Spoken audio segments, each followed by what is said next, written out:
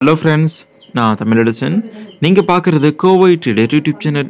நம்ம யூடியூப் சேனலில் தினமும் ட்ரேடிங் செய்கிறதுக்கு தேவையான important news, market updates, mutual fund, FIIs, bulk investment and individual ஸ்டாக்ஸோடைய corporate actions, quarterly results, breakouts, price action, trading methods இதை பற்றி தான் ஷேர் பண்ணுறோம். அண்ட் கூடவே நம்ம சப்ஸ்கிரைபர்ஸ் கேட்குற கொஸ்டின்ஸ் அண்ட் டவுட்ஸ்க்கு ஆன்சர் பண்ணுறோம். இன்னைக்கு மே 21, 2024. இந்த வீடியோவில் சில ஹைலைட்டான விஷயங்கள். நமது சப்ஸ்கிரைபர் அதானி ஸ்டாக்ஸில் என்ட்ரி இருக்கா இல்லையான்னு கேட்டிருந்தார். அவருக்காக அதானி ஸ்டாக்ஸோடைய ஒட்டுமொத்த டெக்னிக்கல் அனாலிசிஸும் பார்க்க போகிறோம்.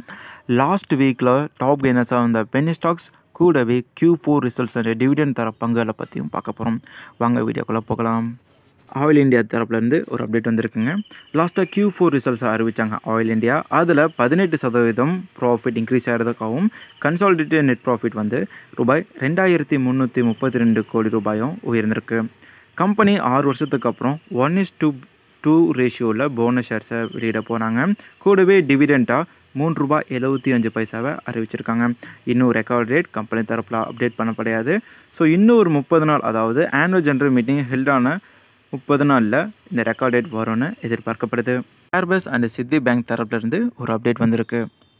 ஏர்பஸ் ஹெலிகாப்டர் சர்வீஸில் ஹெலிகாப்டர்ஸ்க்காக ஃபினான்ஸ் பண்ணுறதுக்காக சித்தி பேங்க் மெமரண்டம் ஆஃப் அண்டர்ஸ்டாண்டிங்கில் சைன் பண்ணியிருக்காங்க. ஸோ இந்த ஹெலிகாப்டர் சர்வீஸ் பிஸ்னஸை பற்றி சித்தி பேங்க் கிட்ட எடுத்து சொல்லி அதுக்கு ஃபினான்ஸ் வாங்கினதுனால மெமரண்டம் ஆஃப் அண்டர்ஸ்டாண்டிங்கில் சைன் போட்டிருக்காங்க. GRSC limited republic of Bangladesh கிட்டேருந்து ஒரு பல்க் ஆர்டரை கிராப் பண்ணியிருக்காங்க. ஆர்டர் ஒர்த் 23,592 கோடி ரூபாய். டயர் மேனுஃபேக்சரர்ஸான சியட் அண்ட் அப்போலோ டயர்ஸ் லிமிட்டட்லேருந்து ஒரு அப்டேட்.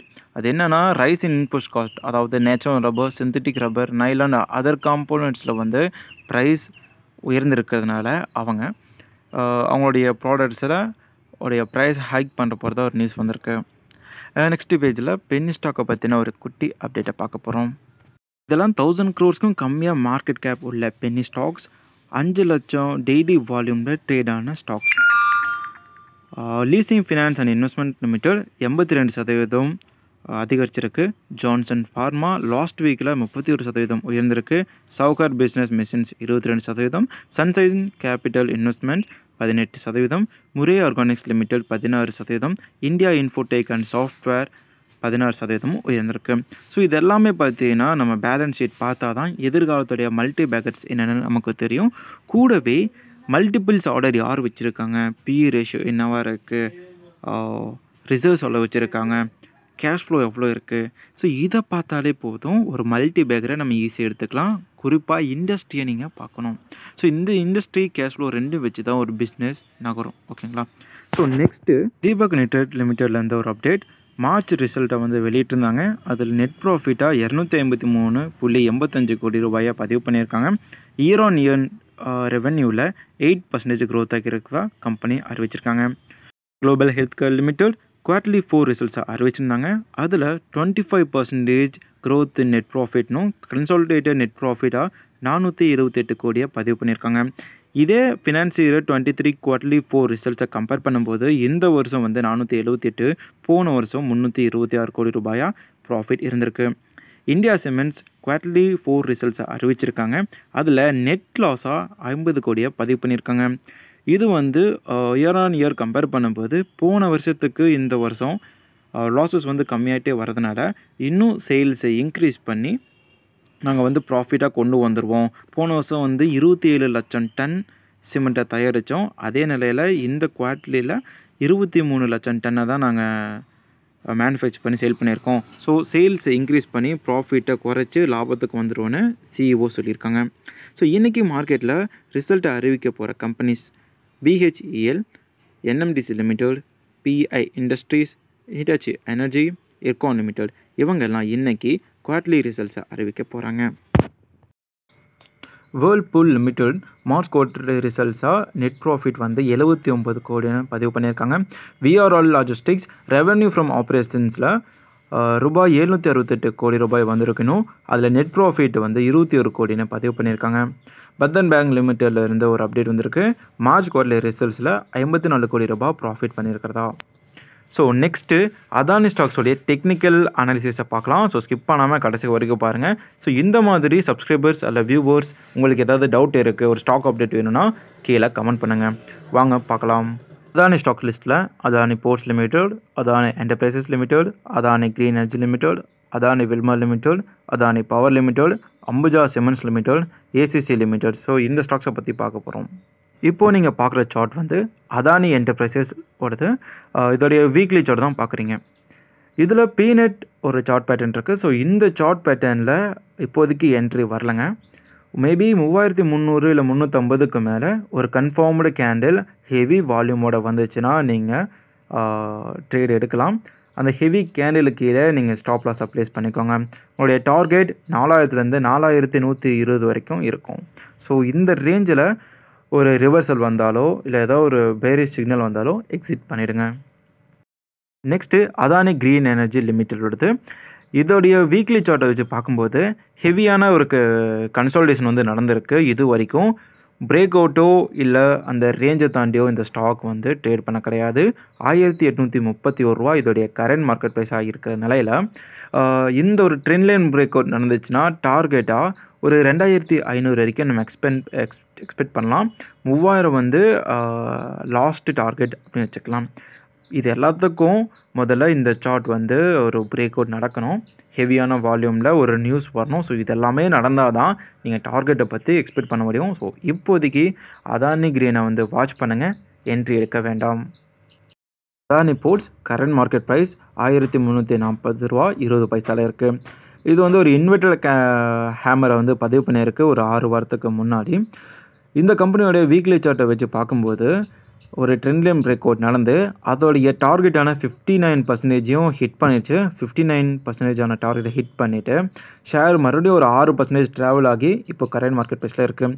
ஸோ இது ஆல்ரெடி பிரேக் அவுட் கொடுத்து ரிட்டர்ன்ஸ் கொடுத்ததுனால இனி மூவ் ஆகிறதுக்கு முன்னாடி ஒரு புல் பேக்கோ இல்லை ஒரு ஹெவியான கரெக்ஷன் இல்லை கன்சாலிடேஷன் நடக்கும்.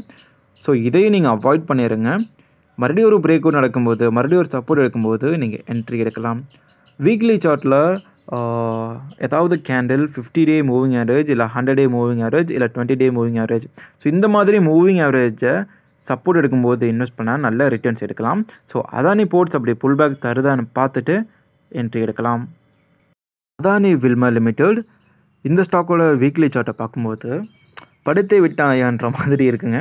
அதாவது ஷேர் வந்து நல்லா மேல் ரைஸ் ஆகுதான், கீழே புல் பேக்கு, மறுபடியும் ரைஸ், அதுக்கப்புறம் கீழே விழுந்துட்டான்.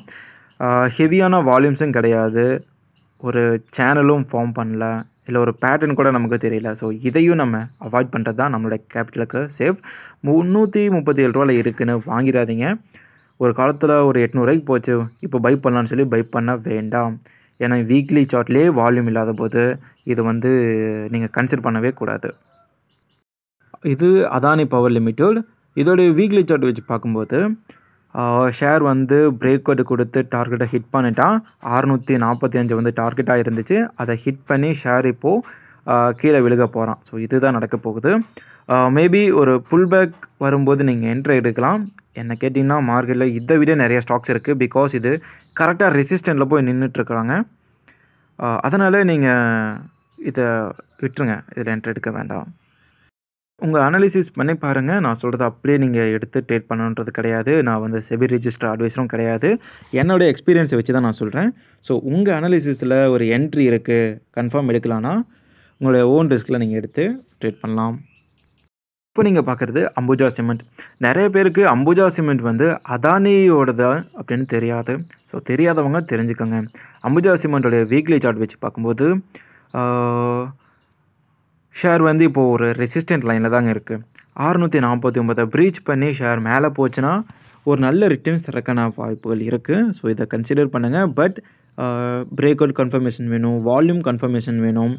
அப்புறம் இந்த கம்பெனியோடைய நெக்ஸ்ட் குவார்ட்டர்லி ரிசல்ட்டை வெயிட் பண்ணி நீங்கள் என்ட்ரி எடுத்தாலும் ஓகே, இண்டஸ்ட்ரி பர்ஃபார்மன்ஸ் பார்த்து என்ட்ரி எடுத்தாலும் ஓகே. எப்படி பார்த்தாலும் இதுக்கு வந்து நிறையா வெயிட் பண்ணி தான் என்ட்ரி எடுக்கிற மாதிரி இருக்கும். பிகாஸ் இன்வெர்டட் ஹேமர் வந்து 2-3 வாரம் வந்திருக்கிற நிலையில் ஒரு பேஸ் கேண்டலும் இருக்குது. ஸோ இன்னும் 2-3 வாரம் கழித்து பார்த்தா தான் இதோடைய பொசிஷன் தெரியும். ஸோ வெயிட் பண்ணி பாருங்கள். என்ட்ரி கிடைச்சா மட்டும், கன்ஃபர்மேஷன் கிடைச்சா மட்டும் என்ட்ரி ஆகுங்க. ஏசிசி லிமிடெட் வீக்லி சார்ட்டில் இதோட கரண்ட் மார்க்கெட் ப்ரைஸ் 2525. வீக்லி சார்ட்டில் அந்த ரெசிஸ்டன்ட் ஜோனுன்னு சொல்லுவாங்க. ஸோ அந்த ரெசிஸ்டன்ட் ஜோனில் ஸ்டக் ஆகி நிற்கிது.